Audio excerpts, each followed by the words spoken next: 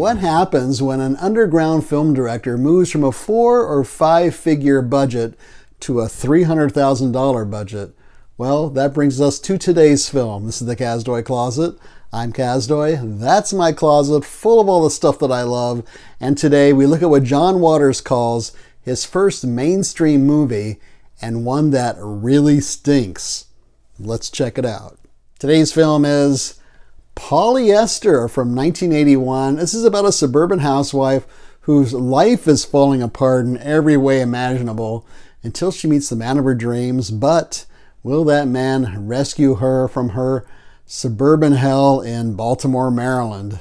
It was written and directed by John Waters, and as I'm watching this, I'm thinking this looks like a transitional film for him, moving more mainstream. I mean, before this, he was making some pretty grungy films like Pink Flamingos and Desperate Living and Female Trouble. Some people call that his trash trilogy. And but after Polyester, he did become more mainstream with films like Hairspray and Crybaby and Serial Mom, with actually name actors involved. Divine, of course, is in this one. You can see her on the cover there. And she plays the housewife Francine Fishpaw, in drag, of course. And he was high school friends with Waters, and they made several films together throughout their careers. He usually played like monster-type characters, and he was getting a little fed up with doing that. So this is really Divine's first sympathetic role in a film. Everyone around Divine just tortures her. I'm not going to say how, because that would give away a lot of the fun, until Todd Tomorrow shows up to save her. And Tab Hunter plays Todd Tomorrow. He was one of the biggest teen idols in the 1950s, and he totally buries that image with this film, of course. He worked only 1 week on the film, and he also sings the opening song. And there's a brief interview with him on this disc that's really good, where he just talks about how much fun he had on the film and how happy he was that he did it. Polyester has a lot of targets, a lot of social commentary. It makes fun of religion and anti-abortion zealots and suburbia, and even takes a couple of swipes at art films. The film style is a lot of dark humor. It's really a parody of these old melodramatic women's films like Douglas Sirk films, and even of soap operas, complete with the organ music they used, especially when soap operas were on the radio. And it's very campy, of course. It still has a low-budget feel to some of it, and it still has a very enthusiastic, committed cast of actors, a lot of them shouting their lines all the time. The set design is quite funny, like nouveau riche furnishings and really tacky outfits the characters wear, and just colors, bright colors that pop out at you. So why does this film stink, like I said at the beginning?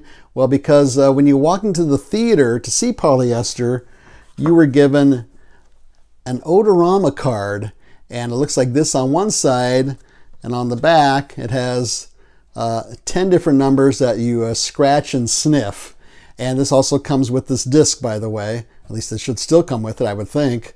At the beginning of the film, a fake scientist is explaining the scientific process known as Odorama and how you use it. And basically what happens is throughout the film, one of these numbers will flash on the screen, and you're supposed to scratch off the corresponding number on your card, and you can smell what's going on there. I'm not going to tell you what these smells are. You can guess. You can probably guess what number 2 smells like. And throughout the film, you can guess what it's going to smell like, even though there are some surprises involved as well. And the funny thing is, Divine walks around periodically sniffing like a dog, walking around her house, and then the numbers pop up and you're supposed to scratch off the thing on there. I thought the Odorama thing was going to be a sort of a tribute to William Castle, because he used a lot of gimmicks in his films, but apparently John Waters got the idea mainly from an older film where they use scents, different scents while you're watching the film. Also, I should note that some of the songs in here are written by Chris Stein and Debbie Harry of Blondie. I'm going to give Polyester, believe it or not, I'm going to give this 4 noses out of 5, but that's in relation to John Waters' films. And it's just a lot of fun. If you're familiar with his films, you know what you're in for here, even though it's much tamer than those 3 earlier films I mentioned before. So what's on this disc? This is a Criterion disc. It comes with a booklet, which is unfortunately one of those fold-out booklets, not a regular booklet, so it looks like that. It's kind of difficult to read at first. It's white print on a dark background, and then on the other side you have the beautiful poster of Divine and Tab Hunter, and looks like the cover of a romance novel or something. And there's also an audio commentary with Waters from 1993, which I did not listen to. There is a new interview with Waters. It's about 30 minutes long. It's very good. I just think he's a funny guy. I've read a couple of his books. I think they're funny. His interviews are always interesting. There are some archival interviews with some of the actors, and those are fairly short, I think. And then there are a bunch of deleted scenes and outtakes. So where can you see Polyester? I don't see it streaming anywhere, but the Barnes & Noble Criterion sale is on as we record this, so it should be half off. And of course, you can always rent it. So feel free to leave a comment or suggestion down below. By the way, there's the Pink Flamingos disc back there. That one came with a barf bag instead of an Odorama card. So leave a comment or suggestion down below. Leave a thumbs up. Don't leave a thumbs down. Subscribe would be great. Share this with your friends and neighbors. I want to thank all your subscribers. We reached our goal of a little over 1.5 thousand subscribers. I am honored. Thank you so much.